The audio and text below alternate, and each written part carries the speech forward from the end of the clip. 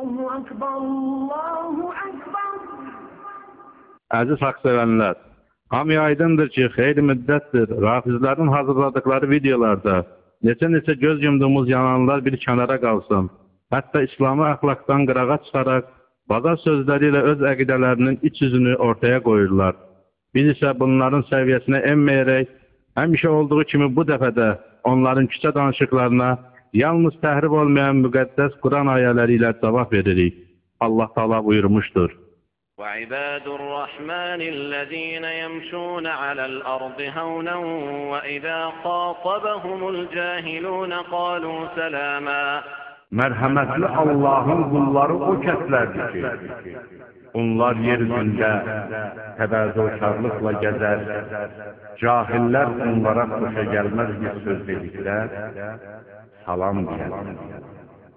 Nəzərinizə çatdırmaq istəyirik ki, 1902-ci ildə vəfat etmiş böyük Şia alimi Mirzə Hüseyin Nuri, müqəddəs Quranın kamil olmadığını sübut etmək üçün Fəslül Xitab adlı kitab yazmışdır.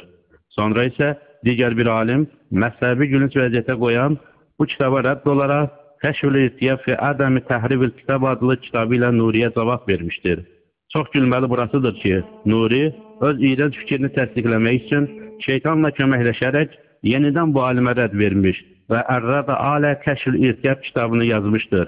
Yazdıqlarımızın tamamilə doğru olduğunu bilmək istəyən Nurinin məşhur tələbəsi Ağa Bəzrət Tehraninin Əzzəriyyə kitabına baxa bilər.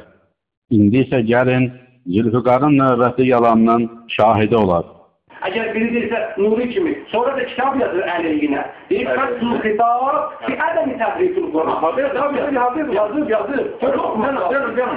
Ya o mövzuya getmək lazım, böyle dedi getməyə. Gördün ya, çünki niyazı atmadın, dalında dur.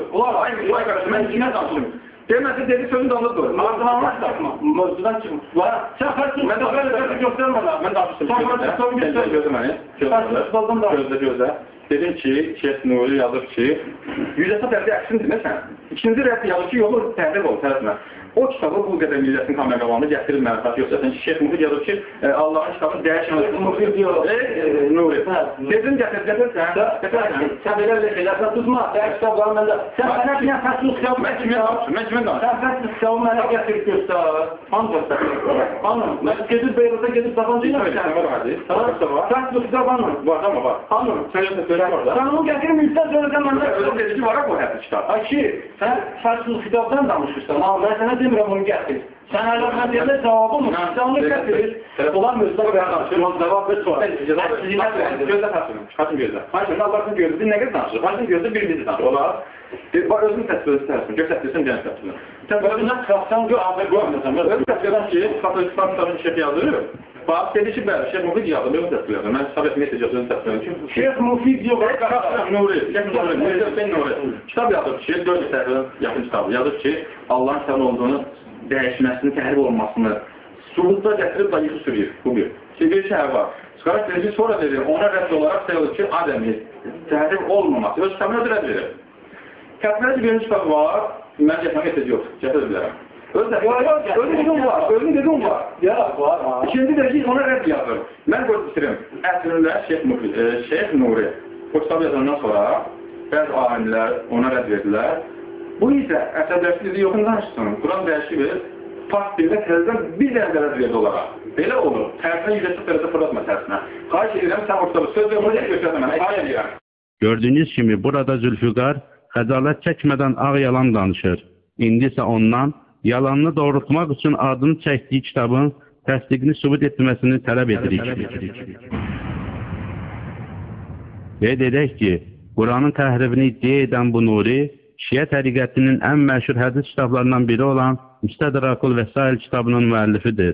Bu şəxsin Qurana böhtan atdığına baxmayaraq, ustadına sadiq olan tələbəsi Ağa Bəzrət Tehrani onun barəsində buyurmuşdur. İnsan Nurinin qoyub getdiyi yazılar və təhqiq və tədqiq dənizlərində dalğalanan kitabları barəsində fikirləşərsə, onun Cəbrail tərəfindən gücləndiyinə şübhə etməz.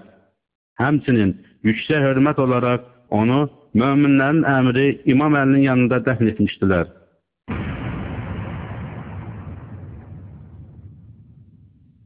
Keçir onu sən olaraq, öz həbsdə çəkirəm səni, səhih hədisdir, alimlər kimi səhihdir. İmam Zəhra Sadıq, İmam Bahri, o birislərdən sonra rəvayət olunur ki, Quranı zalimlər son ailə çıxartdılar. Son demək ki, İmam Zəhra Sadıq Quran dəyişmə. Bilirəm, gələk elə kimsə yalanı deyilmir, amma sizin hədislərdə səhih hədis var ki, bəli var. Yaxşı, baxın, müaslıqı fi şərh əxbar əli Rasul. 10-cu il 525-ci məsələ. Neydir? Məclisi böyük alimizdə olan yoxdur. Hədis gətirir, bir şey hədis deməli, 28-ci hədis bir müvaqqat. Səhiydir o. Müvaqqat səhiydir, bir qulaq. Nədir qulaq? Səhih deyil. Qalı gəlsə, ölürsən qulaq. El-xabaru sahihun. Xəbər səhihdir deyir. Və la yaxfa ən hədəl xabara. Gizli deyil, həqiqən həddus bu xəbər. Və kəthir minəl əxbari sahihə.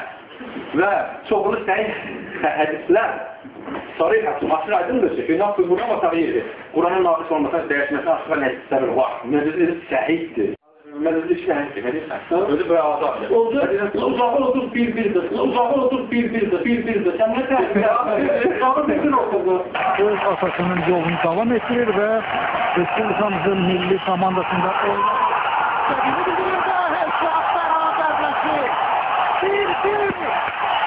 Azərbaycan futbolçuları cavab topunu vururlar.